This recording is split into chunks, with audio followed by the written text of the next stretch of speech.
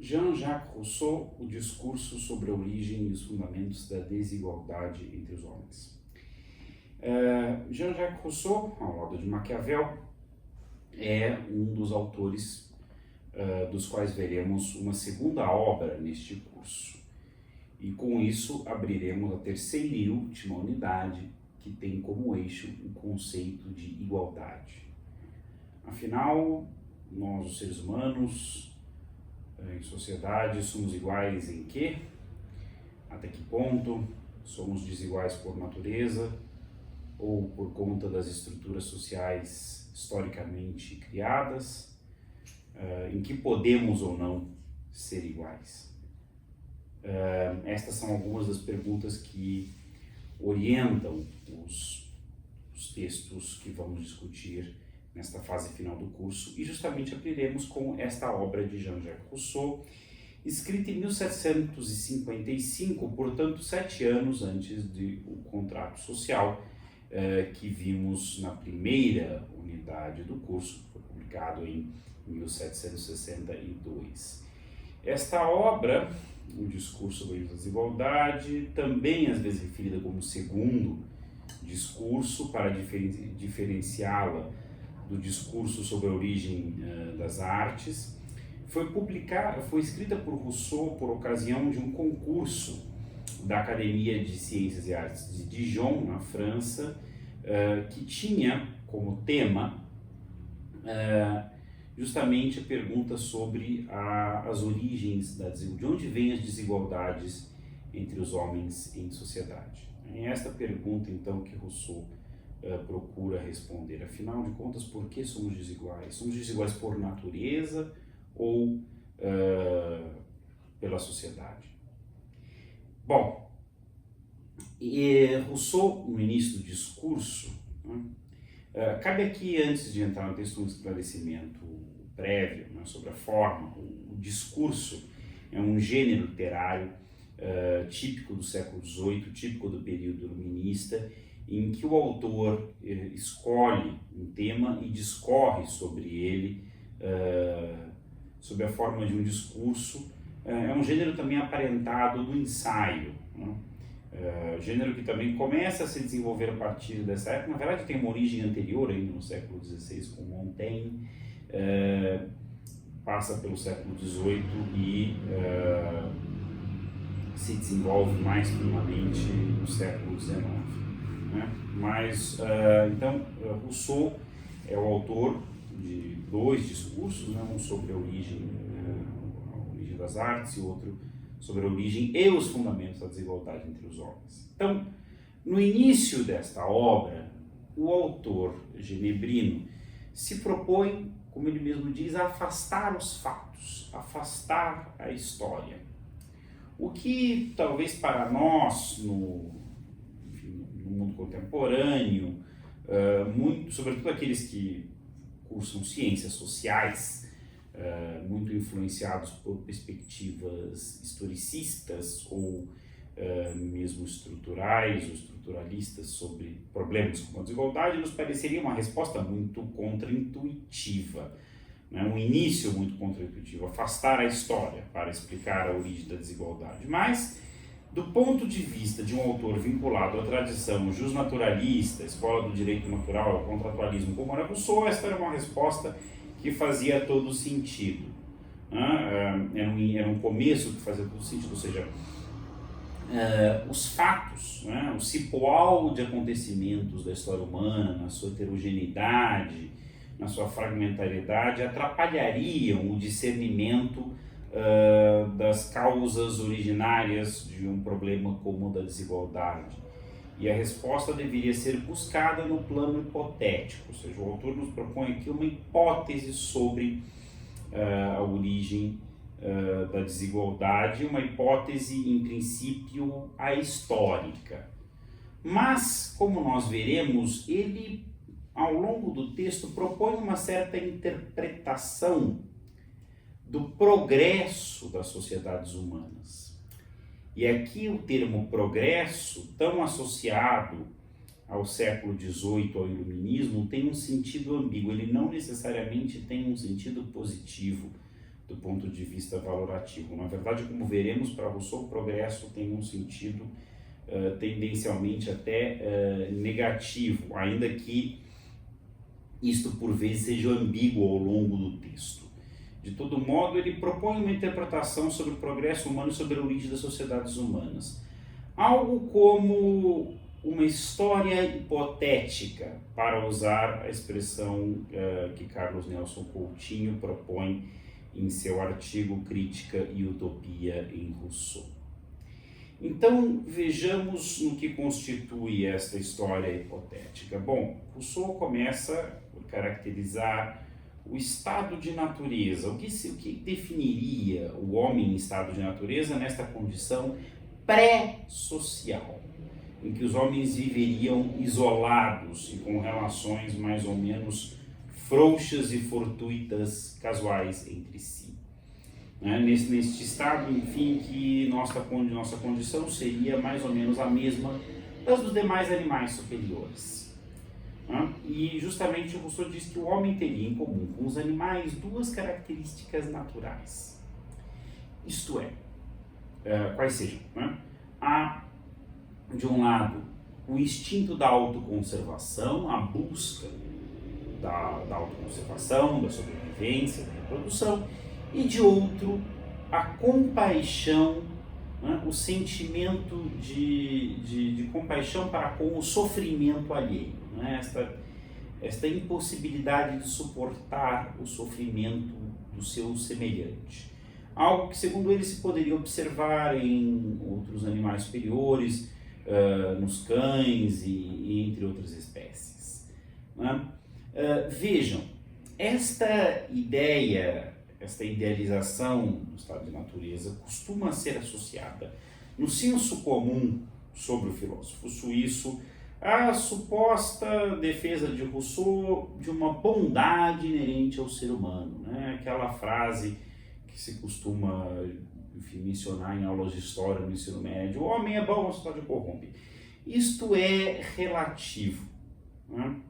Na verdade, se lermos o texto de Rousseau com certa atenção, veremos que ele defende que o homem em estado de natureza é um ser amoral e não um ser moralmente superior, porque a própria ideia de moral pressupõe uma noção da imoralidade, coisa desconhecida para o homem neste estado, como o é para os demais animais. A própria distinção entre bem e mal, que é fundante para a moral, não estaria presente no estado de natureza, sendo um advento da vida em sociedade, algo que adviria com a vida em sociedade. Portanto, esta leitura caricata de Rousseau, em geral feita por alguns dos seus detratores, é errada, equivocada, a meu ver. O homem é, portanto, um ser amoral, mas teria estas como duas características naturais. Não faz nenhum sentido questionar aqui o autor com base em achados contemporâneos da etologia, do estudo do comportamento animal, nem nada do tipo, porque ele não tinha nenhuma dessas ferramentas à mão. Ele se baseava em observações filosóficas e nos relatos que ele encontrava na época, fosse de zoólogos, fosse dos naturalistas que viajavam ao Novo Mundo e, por exemplo, observavam os povos americanos, os povos ameríndios, que estariam mais próximos desse estado de natureza. Na verdade, estariam mais próximos não do homem em estado de natureza, mas da origem das primeiras sociedades humanas, coisa sobre a qual eu discutirei mais à frente, que para Rousseau é o verdadeiro, como ele mesmo diz, a verdadeira era de ouro do homem, não é o estado de natureza, seria uma espécie de estágio intermediário das primeiras formas de organização social humanas, tá certo? Mas mais à frente eu desenvolvo isso. Mas enfim, então o que caracterizaria o homem no estado de natureza, a partir dessas duas características? Primeiro, a ausência de associações mais permanentes, e o contato mais ou menos fortuito ou casual com seu semelhante, salvo uma forma de associação natural, que seria a família. O encontro e a conjunção carnal entre o homem e a mulher, dando origem à prole, que manteria o casal juntos para, enfim, por conta da necessidade de proteger os menores, os filhos, na infância, incapazes de se valer por si mesmos em meio à natureza. Uma vez que, segundo Rousseau, os filhos se tornassem maiores e capazes, a família primitiva, a família natural, simplesmente se desfazeria, cada um seguindo o seu caminho. Este é um ponto um tanto quanto curioso, porque Rousseau naturaliza a família aqui como a única forma de associação que existiria no estado de natureza.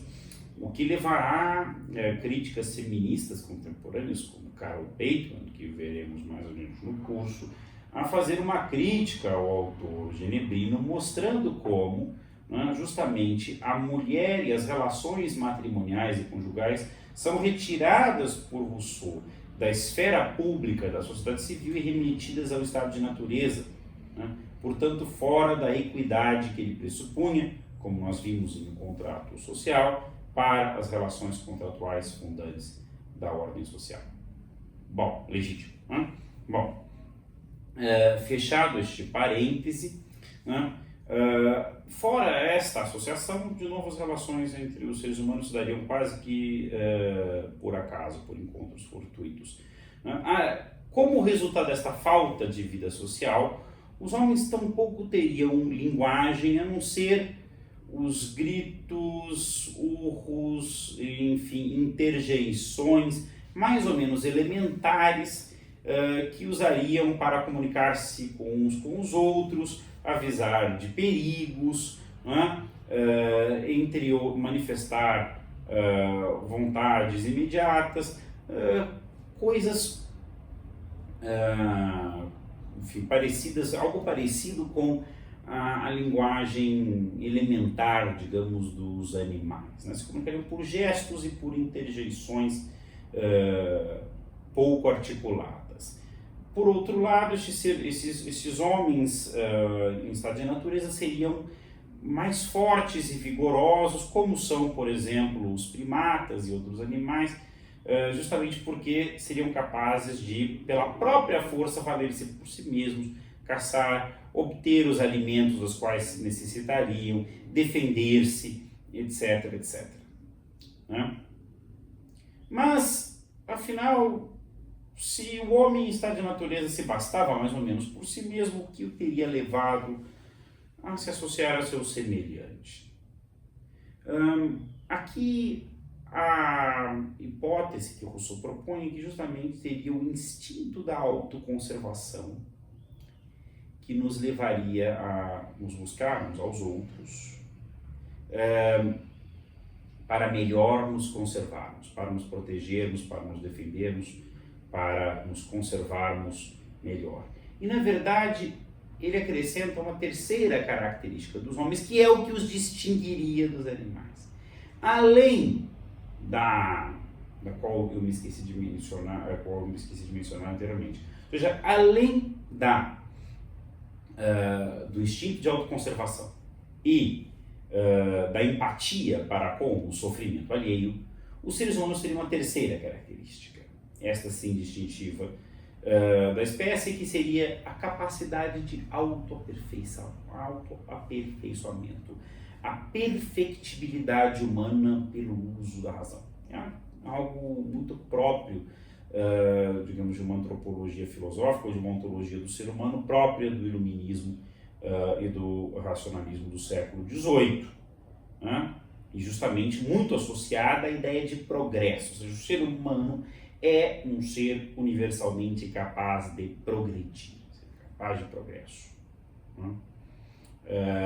E justamente é isto que, juntamente com a busca da autoconservação, o leva a se associar aos seus semelhantes e a formar formas de associação mais permanentes, a se estabelecer em determinados lugares de modo mais ou menos sedentário, e a criar algum tipo de vínculo associativo ou comunitário. Justamente a busca de se autoconservar mutuamente e também de se autoaperfeiçoar. né, de progredir, né, e, portanto, de se autoconservar melhor, né.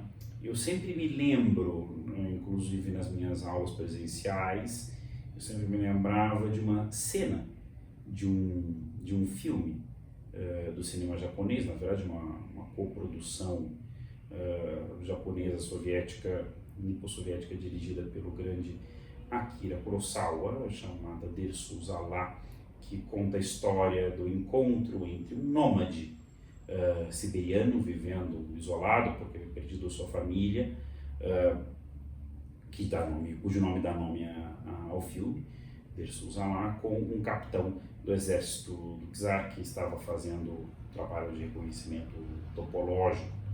E num certo momento o nômade, Dersu-Uzala, ele, enfim, começa a se agitar e a correr de um lado para outro, juntando gravetos e palha e pedaços de madeira, e o capitão não entende nada. Ele diz: corre e me ajuda.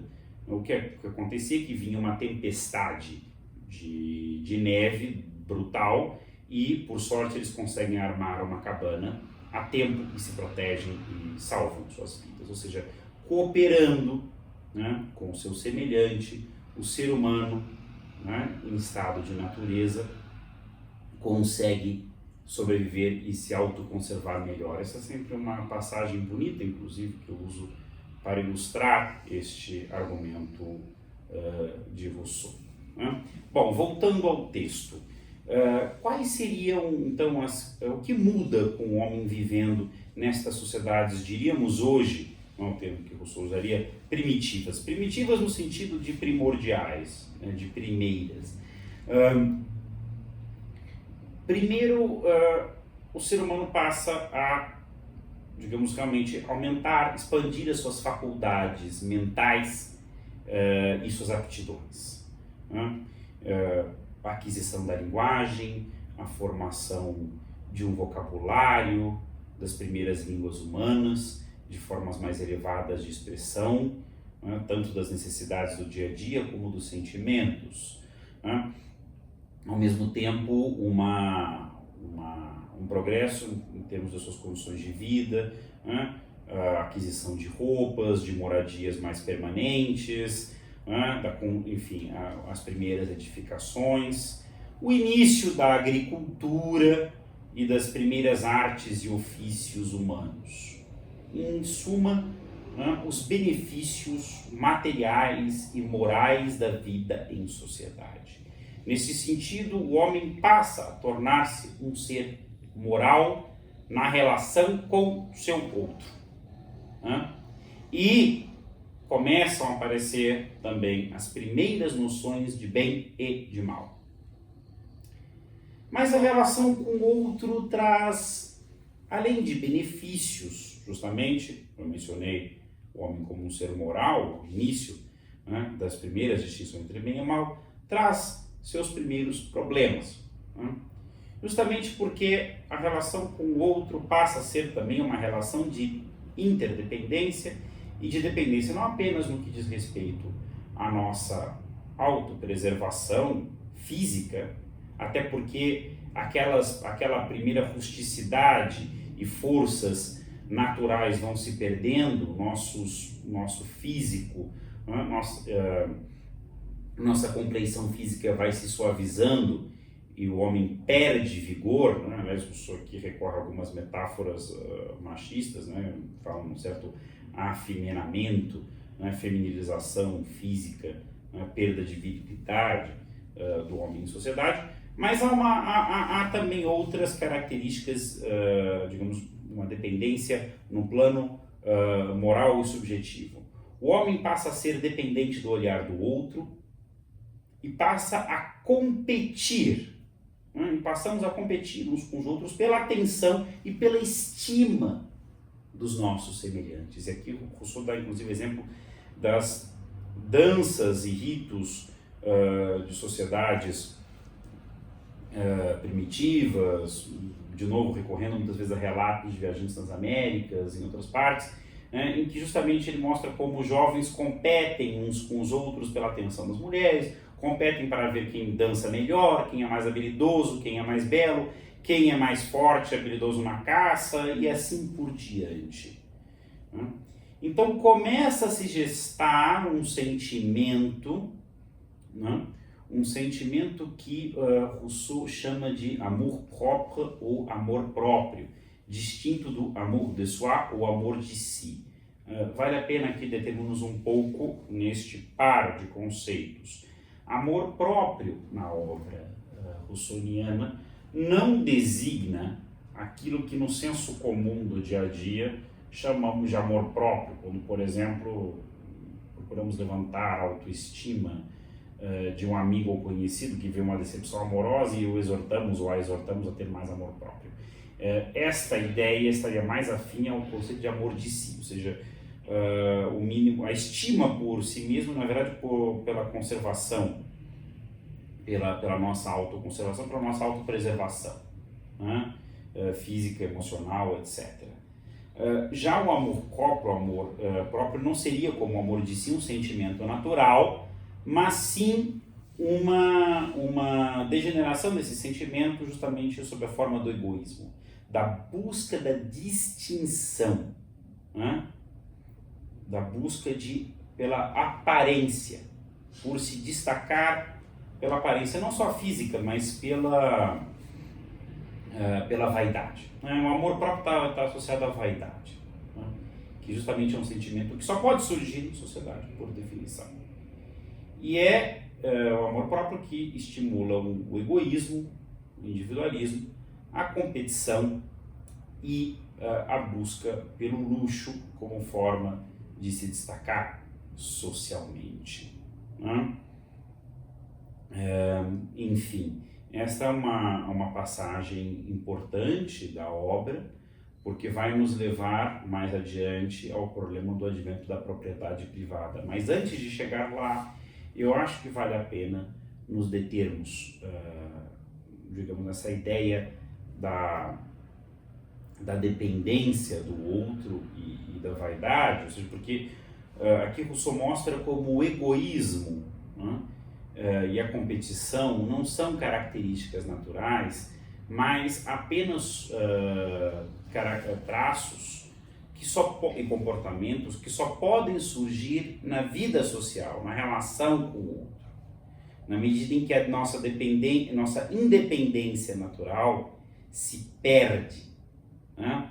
É interessante fazer uma breve referência a outras obras do autor, até de cunho mais literário, como por exemplo os Devaneios do Caminhante Solitário, em que Rousseau narra um passeio nos arredores de Genebra, na floresta, onde ele cai, tomba, bate a cabeça numa pedra, se desmaia por algumas horas e quando acorda está já escurecendo e ele se vê ali numa espécie de comunhão com a natureza e numa sensação de independência, de alinhamento em relação à cidade, à sociedade, às suas pressões, né? E justamente a toda essa vaidade própria à vida social e se sente numa espécie de relação de plenitude, de reencontro com a natureza humana perdida, né? Ou sufocada pela vida social.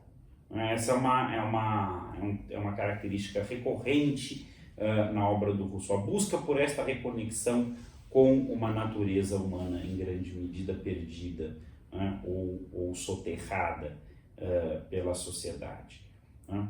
Então, é esse sentimento do amor próprio que surge na vida social e que, ao mesmo tempo, se retroalimenta em relação ao progresso material e ao progresso espiritual ou moral, né?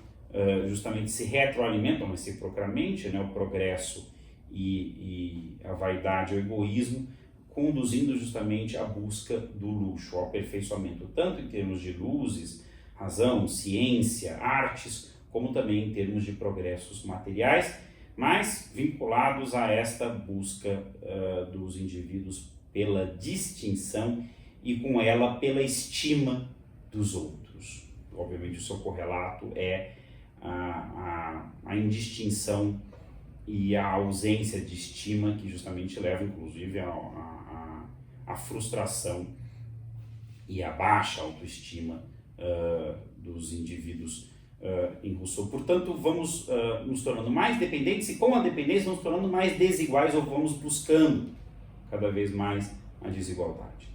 E este processo culmina numa segunda passagem, não mais do estado de natureza para a sociedade civil, mas na verdade a completude desta passagem que se cristalizaria com o advento da propriedade privada, da apropriação privada daquilo que antes era possuído em comum.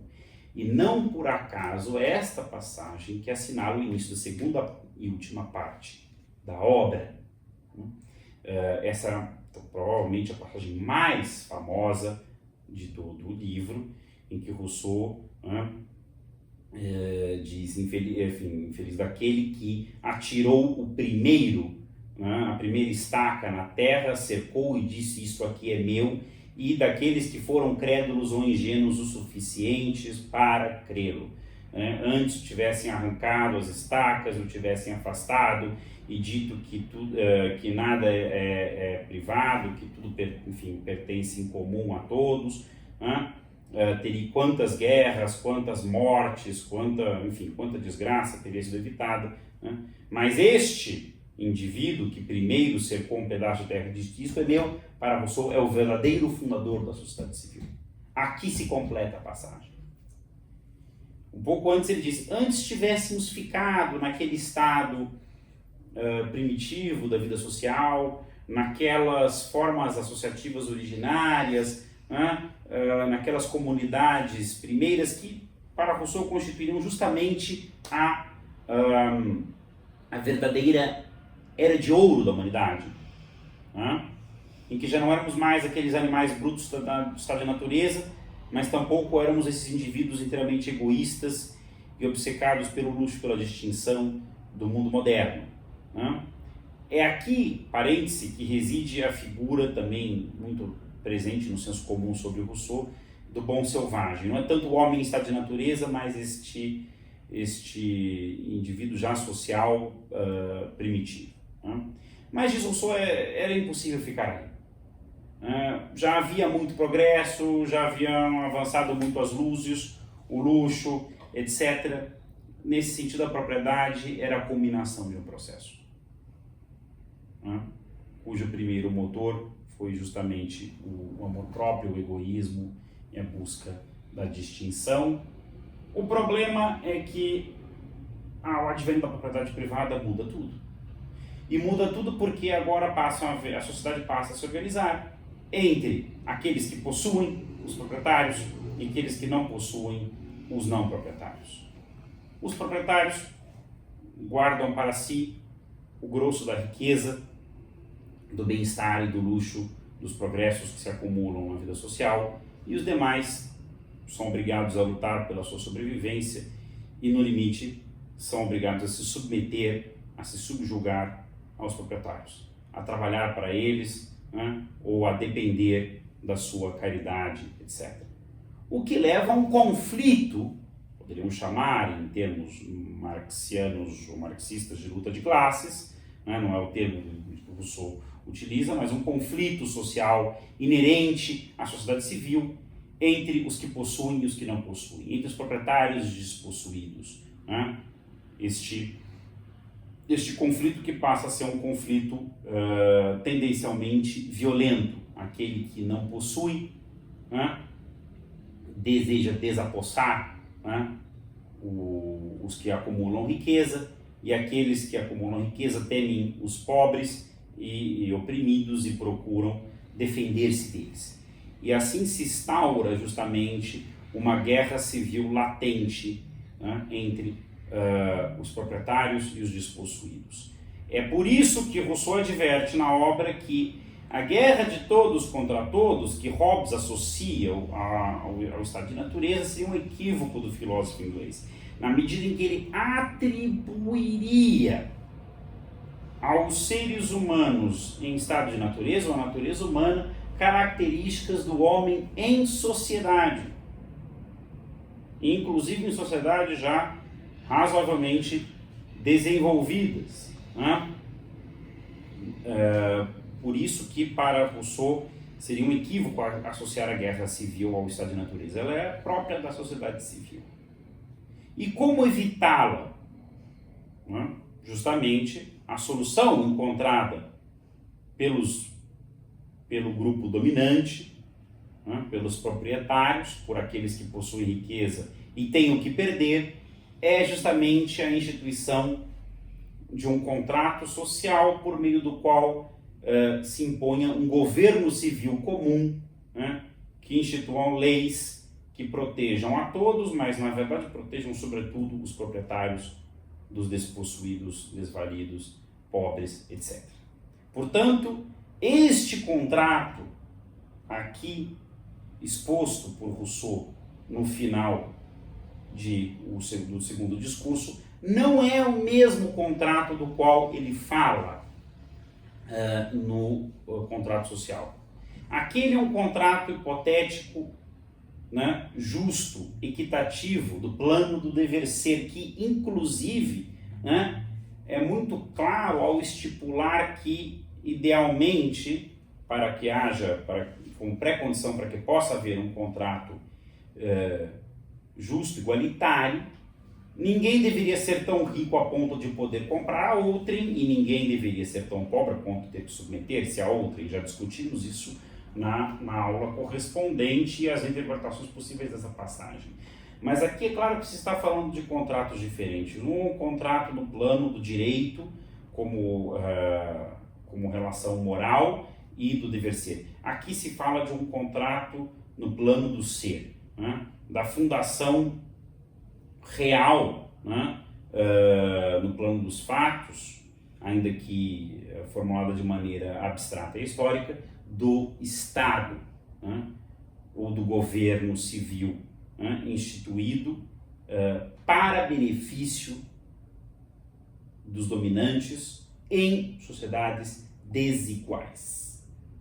E não é mais que acaba sendo aceito por todos, inclusive por aqueles que são desfavorecidos por estas leis feitas à medida dos interesses, sob medida dos interesses dos proprietários, porque garante a paz e uma ordem que preserva de alguma maneira a todos da guerra civil latente. E por isso que Rousseau termina a obra dizendo: e todos foram ao encontro de seus grilhões. É muito interessante que justamente ele termine com essa frase e na primeira frase da obra escrita 7 anos depois ele diga: os homens nascem livres, mas em toda parte se encontram agrilhoados. Como chegamos a isso, ignoro. Como se pode corrigir ou legitimar essa situação? Creio poder dar uma resposta a essa pergunta, né? Trata-se, a meu ver, evidentemente, de um uso retórico da negação, né? Ignoro. Porque 7 anos antes ele justamente havia terminado uma obra explicando como se passou da plena liberdade do estado de natureza à ida de todos ao encontro dos seus grilhões, a essas correntes às quais ele alude no início do contrato social. Então, assim também, já caminhando para a conclusão, se pode compreender por que eu disse no início que para Rousseau o progresso tinha um sentido ambíguo. Se por um lado o progresso das luzes e das faculdades humanas gera inegáveis melhorias nas nossas condições de vida, no bem-estar e no conforto, né, próprios à vida social moderna, por outro lado, estes mesmos progressos geram decadência material, inclusive física, mas sobretudo moral, né? Geram egoísmo, a busca do luxo, a competição como característica da vida em sociedade, culminando no advento da propriedade privada e na instauração de uma ordem social marcada pela desigualdade, que é o exato avesso da igualdade e independência próprias dos homens em estado de natureza. Porque aquelas diferenças naturais que existem entre nós, eventualmente habilidades diferentes, destreza física ou rapidez de raciocínio, no estado de natureza são mais ou menos irrelevantes. É na vida social porque elas são convertidas em uma desigualdade que não é uma desigualdade natural, mas uma desigualdade socialmente e politicamente instituída, tendo como cristalização justamente a propriedade privada, que está, digamos, na base, né, da consolidação de uma ordem social injusta, né? Razão pela qual Rousseau é muito associado às utopias socialistas e comunistas que tiveram origem após a sua morte, né? É interessante nesse sentido que Graco Babeuf, né, considerado em geral o primeiro comunista, né, o líder da conjuração dos iguais, na Revolução Francesa, durante o período do Diretório, né, que foi executado inclusive como conspirador, né, era um leitor de Rousseau, né, inclusive era um entusiasta do projeto pedagógico do Emílio, etc. E essa influência rousseauiana se pode ver nos seus escritos. Mas a tentativa de Babeuf de, digamos, partir da crítica de Rousseau à sociedade baseada na propriedade privada para a proposição da sua superação sob a forma de uma comunidade coletivista baseada na propriedade comum dos bens, né, é uma criação dele, Babeuf, porque Rousseau não propõe isso em nenhum lugar. De certa maneira não, é muito claro que o discurso sobre a origem e os fundamentos da desigualdade entre os homens, ele termina de maneira pessimista, porque Rousseau não vislumbra a possibilidade de uma superação utópica no futuro da propriedade privada, a instauração de alguma forma de socialismo ou comunismo. Isso não está no seu horizonte. Isso vai estar no horizonte de alguns dos seus herdeiros a partir da Revolução Francesa, quando, né, em parte inspirado nas suas obras, os revolucionários, digamos, elaboram a possibilidade de uma refundação, uma recriação da ordem social, né? Razão pela qual muitos ideólogos conservadores ou liberal-conservadores associam Rousseau à origem ou ao advento de uma engenharia social perniciosa, a uma crítica utópica da desigualdade natural, a proposição de um horizonte irrealizável de igualitarismo e, no limite, uma democracia totalitária, etc., etc. Afirmações que encontram menos base na obra de Rousseau do que nos usos que foram feitas dela depois. Se há uma utopia em Rousseau, e eu acho que há, ela tende a se projetar, como diria meu professor Renato Giolini Ribeiro, num curso, aliás, sobre utopia e realismo na filosofia política, ela tende a se realizar no passado, justamente na projeção desta era de ouro perdida, o que é uma característica, de certa maneira, das primeiras utopias, se formos pensar desde Thomas More, passando por Campanella, etc., com a diferença que, ao contrário destes utopistas dos séculos XVI e XVII, Rousseau não concebe nenhuma sociedade ideal não existente, né? Nenhuma utopia em sentido estrito, que seria o inverso perfeito da ordem injusta que temos hoje, né? Mas ele procura explicar como chegamos a este mundo distópico, né? Partindo de uma natureza que, se não era perfeita, era, sob vários aspectos, melhor do que o que temos no presente. Como leituras complementares, eu deixaria como sugestões, além do artigo já citado do Carlos Nelson Coutinho, o livro da professora Olgária Matos, professora aposentada da USP, Rousseau, uma arqueologia da desigualdade, né, que está presente na pasta de nosso curso de textos complementares. Na próxima aula, veremos justamente um autor escrevendo mais de mais de 120 anos depois, que aí sim projeta o horizonte de uma sociedade futura igualitária, mas não como um projeto a ser concebido, né, como um todo, mas algo a ser atingido por meio da luta política. E como nós veremos, esta sociedade tem pouco a ver com as caricaturas que se costumam fazer dela. Estou falando evidentemente de Marx, e o texto é a crítica ao programa de Gotha, mas isso é assunto para outra história.